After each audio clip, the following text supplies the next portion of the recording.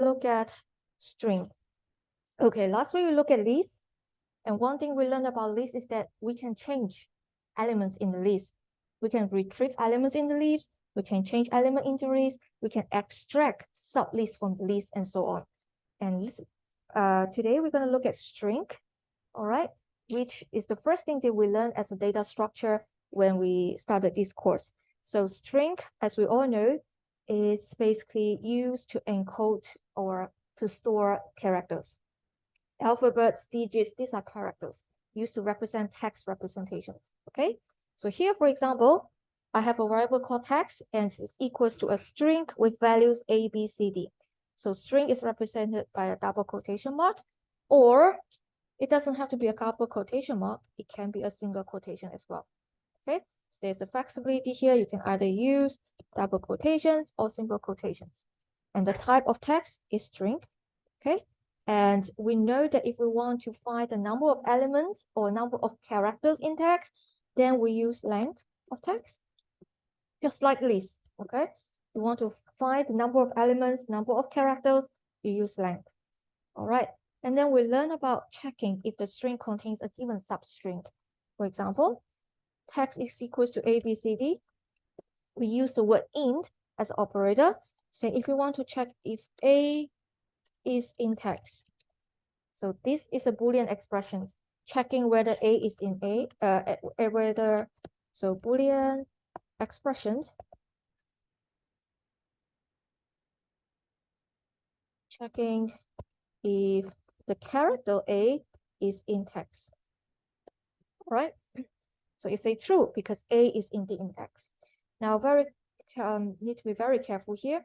If I have, say, text equals to 1, 2, 3, 4, okay?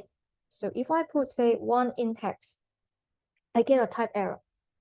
Now, the reason is because we have an operation int here where the left side is an int and the right side is a string. We can only test membership or whether an element is in the other elements if they are of the same type. So if you want to check whether 1 is in text, you need to make sure this is a string, okay? So Boolean expression, check if the string is in text. So it's very important that you make sure that this part here, the left part of int, is of the same type as the other part, okay?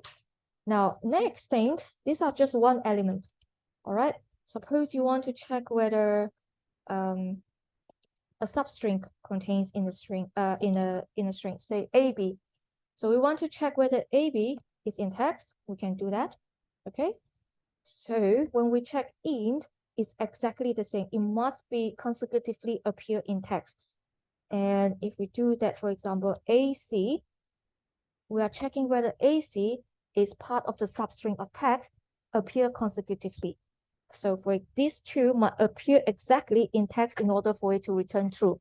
Even though A is in here, C is in here, but they don't occur next to each other. And hence this will return false, okay?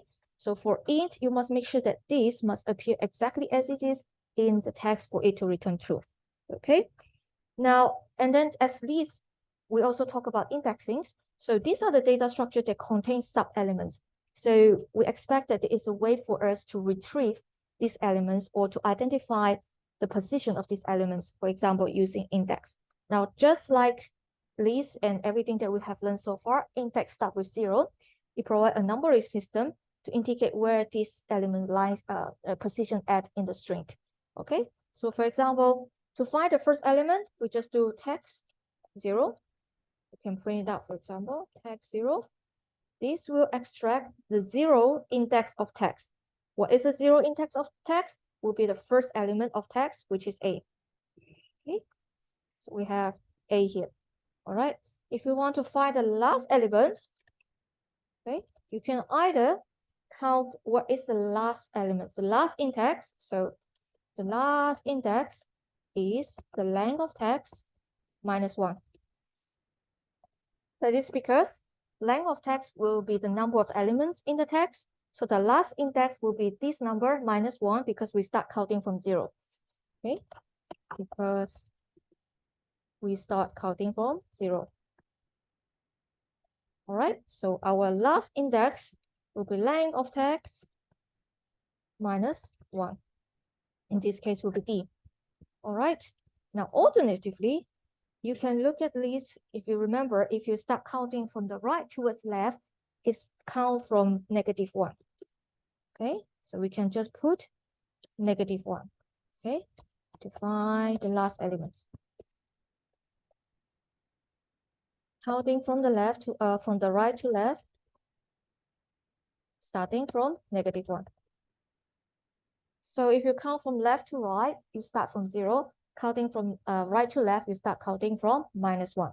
So the last element will be of index -1, which is the same D.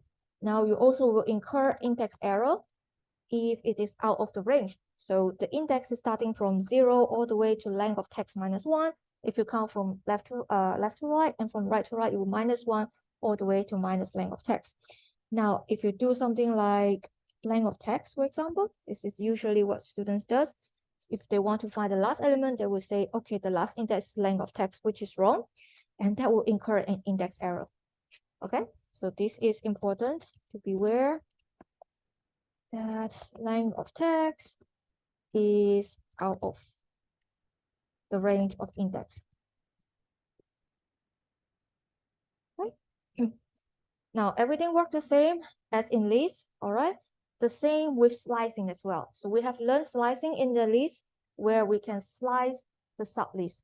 So we take two, so given, say, a text.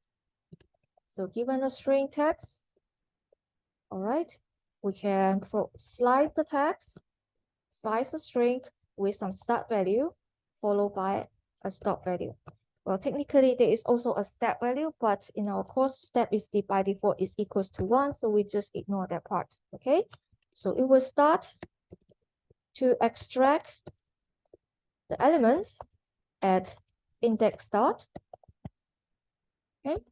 Starting point, all the way to the elements at index stop -1. So it will stop at stop -1. It will include stop -1. It will not include stop itself. All right. So for example, here we have text is equals to a string with a $sign 120. So if we want to look at this text as a number, if we want to compute 120 as a number, so usually what we like to do is to int text. Okay, we want to convert into numbers. Say I want to double it. I want to do int text times 2. But then this will give me an error because I cannot convert this $sign into text, into an integer. All right. So what I need to do is that if I notice this cannot be converted into int because of the $signs, I need to slice it. I need to remove the first element. So I need to only take starting from index 1 onwards. Okay. So computations. So computations of text as number or as int in particular will give me an error. So I need to slice them, slice the text to only take the elements starting from index 1. We want to ignore the first index, the element, the first index, which is a $sign. Okay, so what I'm going to do is that I'm going to do text now is equals to, or we can just say num is equals to int of text where it's sliced now. We're going to remove the first one by slicing it, by started to take from index 1 onwards. All right. And so this is my start is index 1. So I don't take index 0. I start to take index 1. All right. Index 1 is 1, index 2, and so on. And if I don't provide a stop value, so by default, just like this, okay, just like this, right?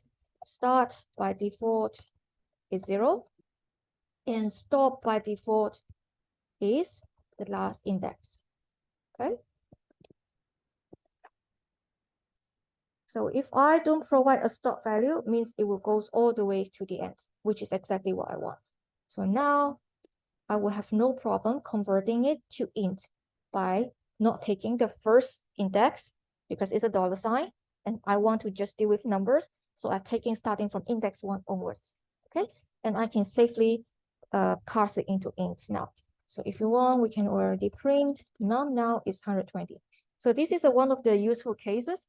So usually user will type $120 and so on. If you want to extract some of these values as a number in order to do computations, you want to convert into int to do computations, you want to extract only those that are not, they can be converted into int. Those that are not converted into int, you want to slice it out, okay? Now here's the another example. Say user type in 120 cents. Again, you want to look at it as a number because you want to do computations, okay? So as a number, I'm gonna have to slice it again. So this time, I'm gonna take numbers starting from 0 all the way to the end, but exclude the last element. So you want to exclude the last element. So now I want to take all elements starting from 0 all the way to the end, except the last element, except the last index. So my stop value, remember, stop is the one that where you don't include, okay? So my stop is, so start is 0, because we start taking it from the first element onward, and stop is the one that I don't take, all right? Stop will be -1, okay? -1 indicate that this is the last element that I won't take. Remember, for stop, we exclude the stop. We take only stop -1. Stop, we don't take it. All right. So this will be starting from 0 all the way, excluding the -1. Okay. So let's try it, and we're gonna print it first, and we get 120. So you start taking from 0 all the way, but not include this index. This means the last index. All right. Now, you can also omit this 0 because by default start is 0. So we can safely remove this, and we get num. Same. Okay. So now, how about this? This is the same as before.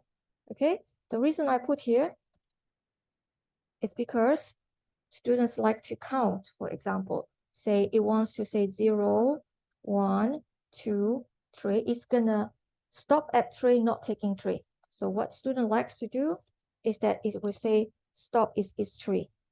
It's gonna count from 0, 1, 2, not taking 3.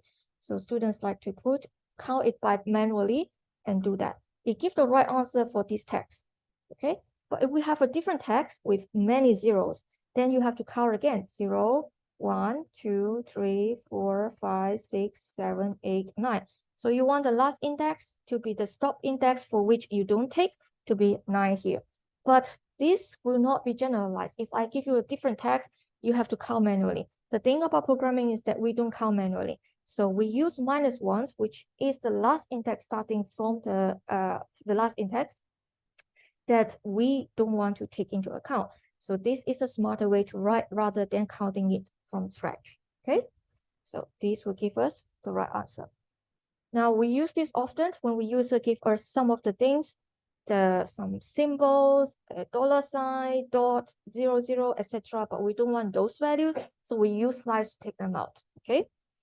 Now, we also have seen one example where I mentioned a long time back when we talk about string intro.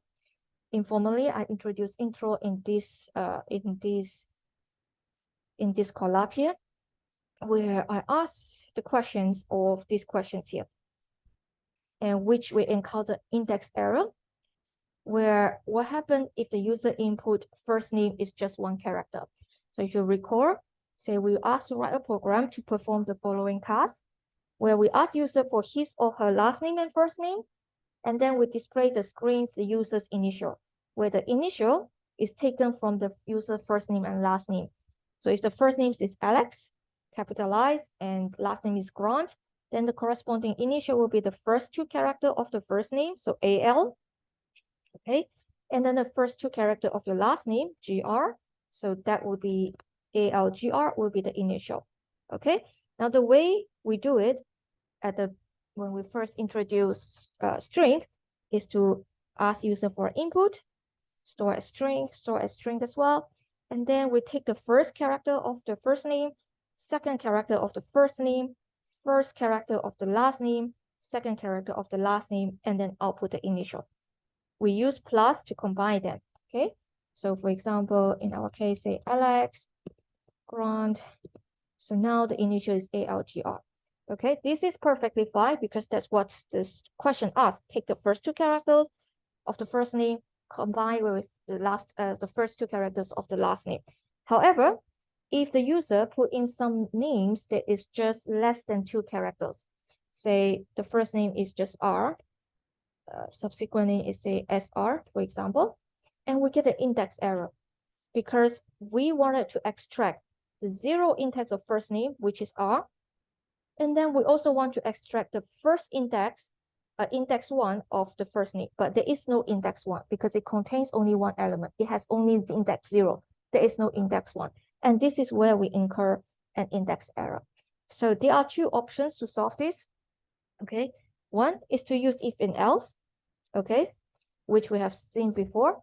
If the length of the first name is less than 2, then you only take first, if less than 2 greater than equals to 0, then you just take first name 0. You exclude this part. Otherwise, you also include first name square bracket 1.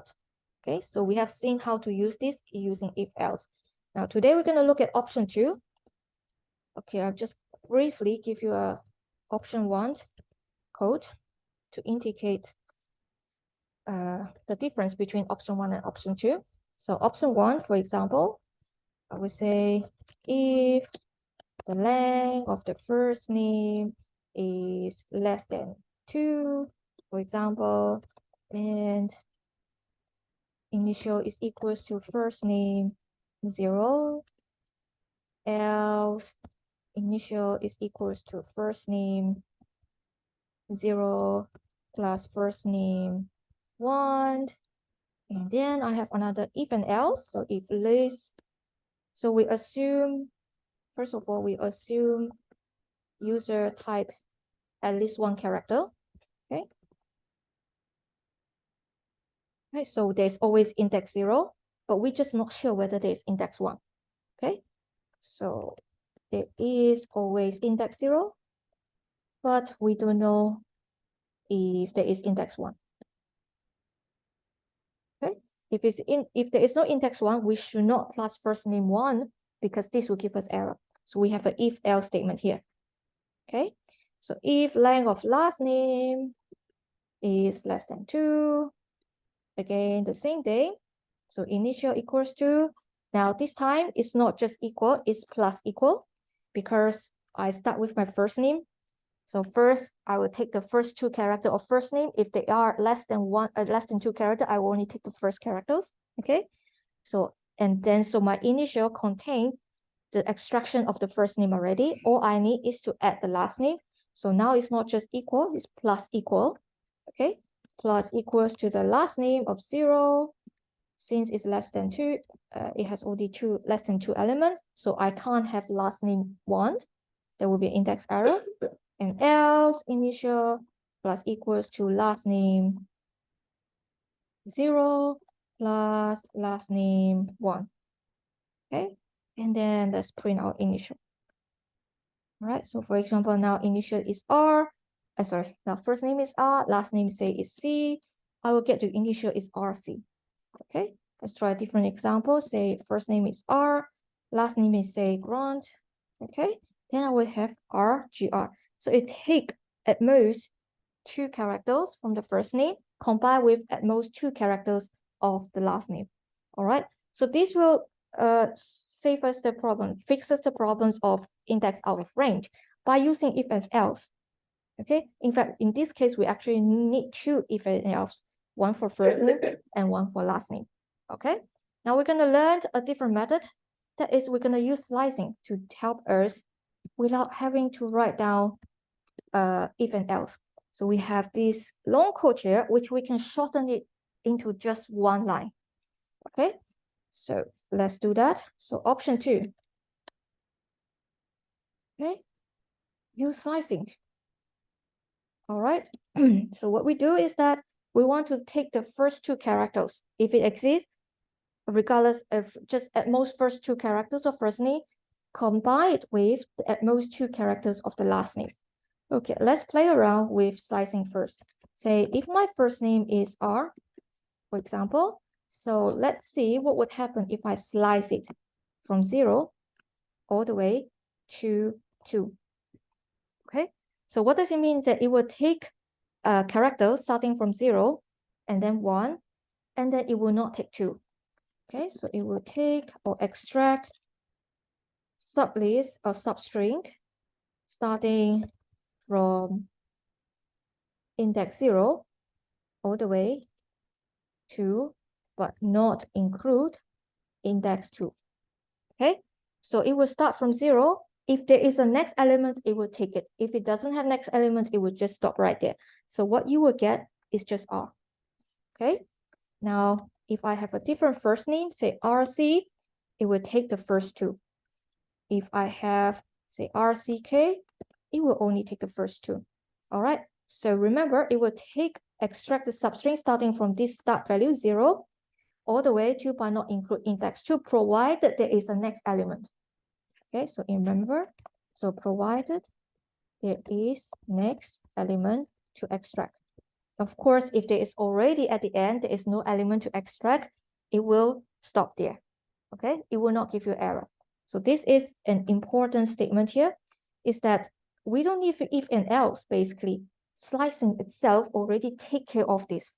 All right, so we can shorten this amount of code here to just using slicing. So we have this here, instead of using if and else now. Okay, now instead of doing first name 0 plus first name 1, we're gonna slice the first name, followed by slicing the last name. Okay, slicing starting from 0 all the way, but not includes index 2. And remember, it won't give me an error if there is no next element. It would just take the maximum 2 of first name, the first 2 elements of the first name, and the same thing for the last name. All right, let's try it now. So say R and say CK, the initial will be RCK. Okay, it won't give me any error compared to this code here, where you specifically ask that you need to give me index 1, but there is no index 1 here, and hence in this code here, it gives me an error. Now I'm using slicing in a smart way to say that I will take first the index 0, starting from index 0 all the way, but not include 2, provided there is a next element. It will take care of it by itself, that where it stopped. So we don't have to deal with if and else like in this case. This is a clever use of using index. Okay, and also we don't need the assumption that user must type at least one character. If user enter a 0, didn't enter anything, say he doesn't have a first name, he only has a last name, for example, LAS, it doesn't give us any error at all. As opposed to here, so I make the assumption that it always have index 0. Okay, so if I do want to remove this assumption, I need another if statement. If length of first name is less than 1, then initial is equals to empty string, and so on. And of course, then I have many if and else statement here. So this is definitely a better way to do it. It will take care of the situation where there is no element in the string, or there is not enough elements, there are less than 2 elements, etc. So this is definitely a better way to write than using if and else. Okay. Now, any questions on this? Okay. So let's look at combination of strings. So we have learned to use plus to combine 2 strings. Say text equals to 120, and suppose I have num equals to 120. Okay. Num equals to 120, and I want to display to user, okay, that it is $120. So I want to include the $sign. Okay, so what I can do is that I can combine the $sign with num. Okay, so I can create a string called a $sign with the $sign plus the string version of num. When you do plus, you must make sure both sides are of the same type. So if this is of type string, this must be a type string. In this case, I create a string with a $sign at the front. Okay, the same thing, right? If I want to say it's 120 cents, it's not $120, I will cast it to string first, and then this time I plus the cent, for example. It means represents 120 cents, and what I get is 120 plus C. Okay, so plus just concatenate the two strings. Concatenate means combine. All right, and we can also multiply a string. Now, when you do plus, both sides must be of same type, must be of string. But when you do multiply, okay, you can actually multiply a string by an integer. Well, we have actually seen this before. So let's text equals to, say, A. Okay, and when I do text times 3, it means it concatenate A 3 times. Okay, so this is equivalent to concatenating text 3 times with itself. Okay, so it will be A plus A plus A, and hence we have A. Okay, for example, here. So this is used, for example, we want to put a lot of zeros. Say 0 times 10, you want to put, or 0 times 6 represent 1 million. So what we can do is to do text equals to 0 and times, for example, 6. Then you will create 6 zeros here instead of typing 60 yourself. So this is quite useful using multiplication as well. And aware that this time, you can multiply by an integer, not a string, okay? Now, there are other methods on strings which we have seen before. We have used some of them. For example, say upper will return a copy of the string converted to uppercase. And of course, we have other things like lower and etc. So they are they are here, for example, is digit. We have learned this. Return true if the string is a digit string. And we have this alphanumeric string, is alpha. We have used some of these, all right? And of course, we also have index. This is important. If we want to find a certain substring, and we want to, for example, what is the index of this string occur? Okay, let's play around with index, for example. All right. So for example, you can do help string.index. All right. So it returns the lowest index in S where the substring sub is found. So which means it can take a substring, it can take an optional value start and end. You can just ignore this part first and tell us the lowest index for which it occurs. So say I have A, B, C, D. Okay. So if I want to find where is this A, C, D occur, okay, which index if this C, D occurs? So C, D actually occur in this text here, and I want to know where. Say it gives me index 2, which means start C here start at index 2, and CD here occurs starting from index 2 and index 3. Okay. However, if this is a substring that you want to find, it's not inside this text here. If you run it, it will give you a value error. So erase value error when the substring is not found. Okay. So this is very important. So when you use a method, you need to read carefully. What is being returned is the lowest index. And if it's inside, if it's found, if it's not found, then it will raise a value error. And if you want to handle this case, as we have learned also, we can use if and else. So you can check, for example, target string. So target is equals to CB, and your text is equals to ABCD. Now, using .index or in is very useful. For example, when you have a DNA string, which is a whole bunch of strings with alphabets and etc.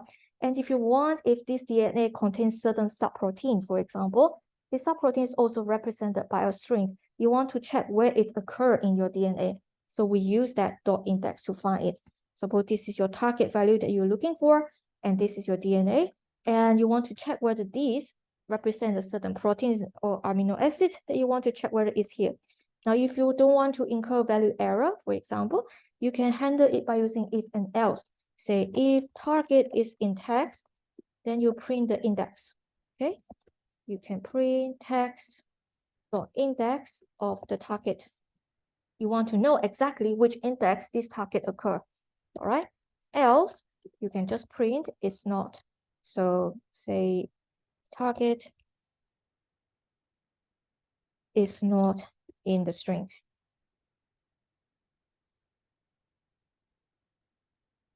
Right? So it would say CB is not in ABCD instead of incurring a valid error here. Okay?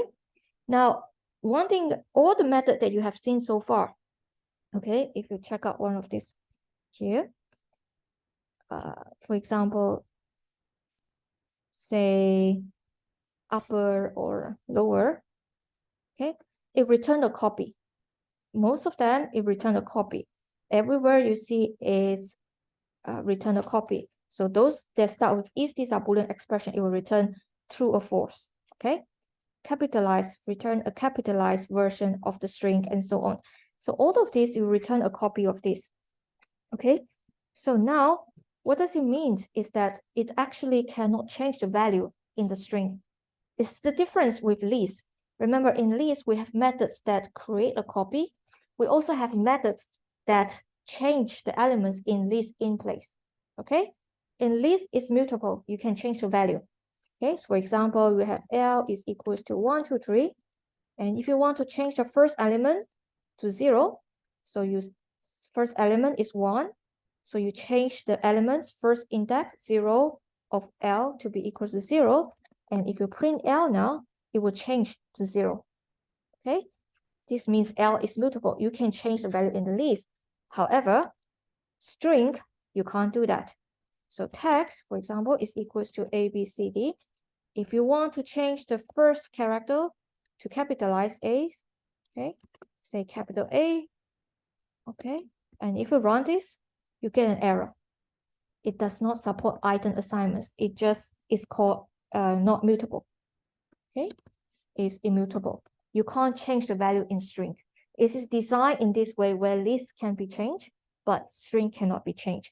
So whatever you do, okay, for example, say you have text equals to ABCD, all right, and we have a copy of text. It's also equals to text, okay? What you have created here is 2 copy, okay? 2 copy of text, okay? So for example, I can do text copy is equals to text plus text. All right, so now if you print text and text copy, all right, they are different. All right, changing one will not change the other. However, with list, it's different story. So you have L equals to 1, 2, 3. And if you assign it a different value, say K equals to L. So notice here, I assign K is equals to L, just like I assign text copy is equals to text. In this case, if I change text copy to something else, it won't change text. But if I change now the value of K, say K0 is equals to 0, now if I print K and L, they both change. Even though I don't explicitly change the value of L, I only change explicitly the value of K. That is because L is a list which is immutable. When you do K equals to L, you basically assign a new variable, not another variable to L, but they both refer to the same list. If you change one of them, you change the other, okay? Here, on the other hand, when you do text copy equals to text, you create a new string text copy with the same value as text. It's a duplicated copy. If you change text copy by combining it with some other elements, text will remain the same. So that's the difference between the two. So whenever you want to create a copy of list, for example, you don't just do K equals to L. So to create a copy, you actually use slicing, for example, say K equals to L. In this case, you only change K, you don't change L. Okay, so this is a very important difference. When you want to create a copy for list, you make sure you use slicing. For string, it doesn't matter. You can just create it using equal sign. Okay, now, one very important thing about string is that string as a characters, they have an internal representations. And we like to use these internal representations because it's represented by integers. Now, for example, let's look at this ORD function here. So this is the Unicode point for a 1-character string. So let's say ORD of A.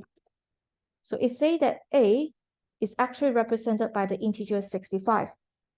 Okay, now let's try again. Say, how about B?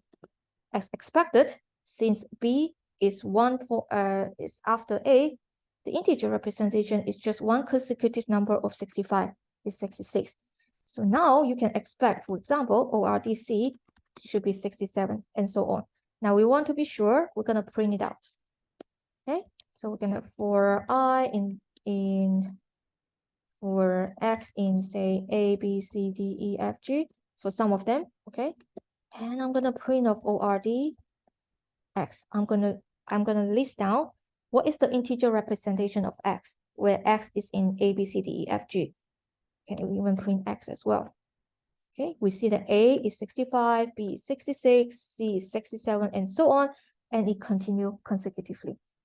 Okay, now what is the advantage of doing that is that when, for example, we don't want to write A, B, C all the way to Z.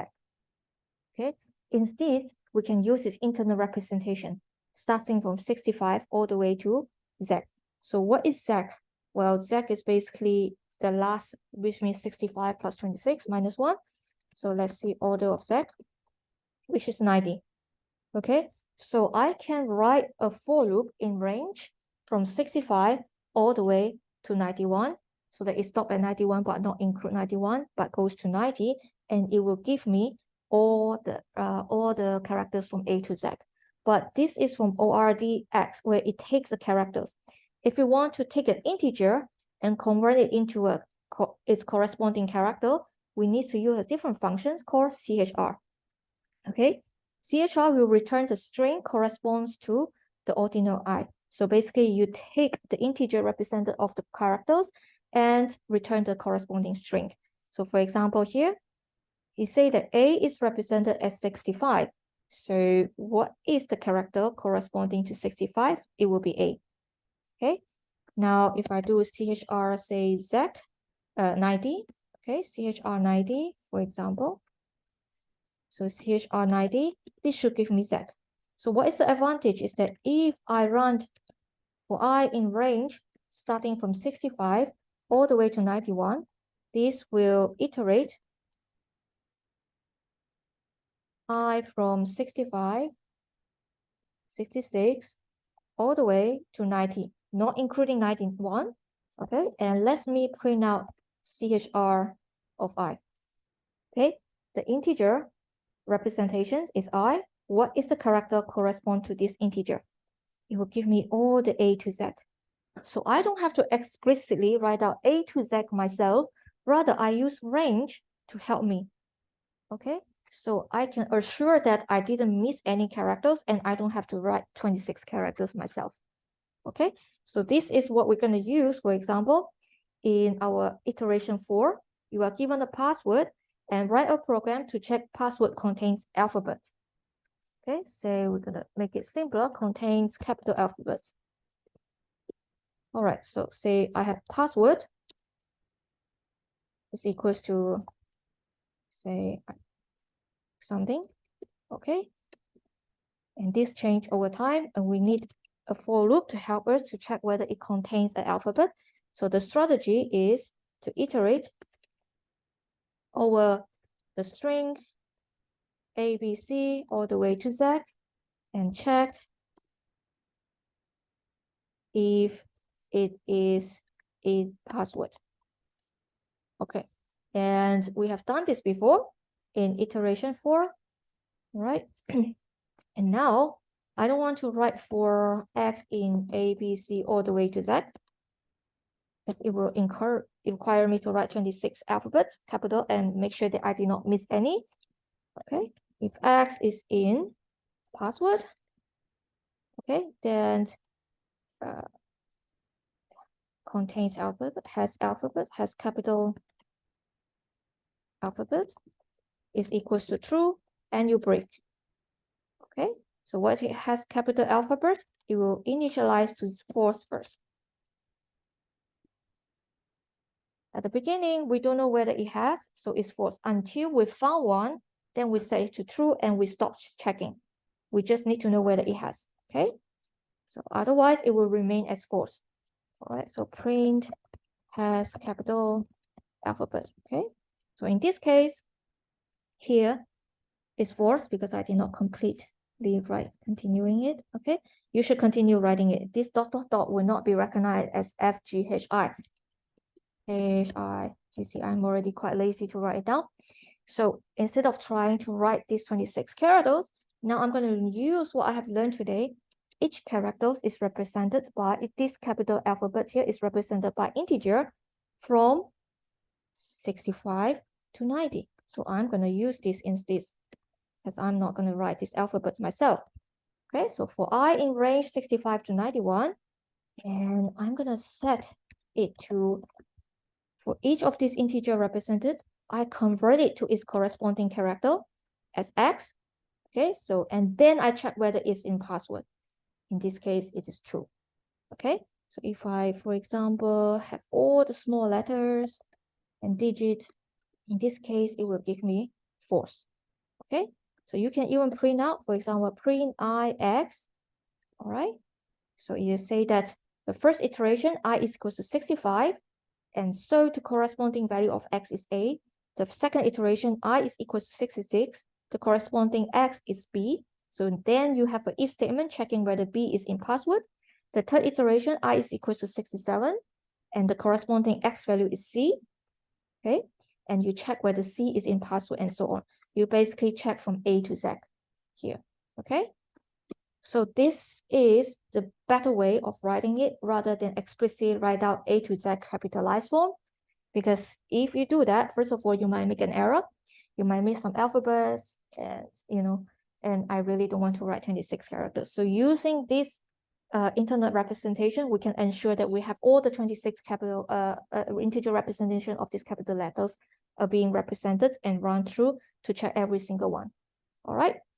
Now, as an exercise, so this case here is just capital alphabets.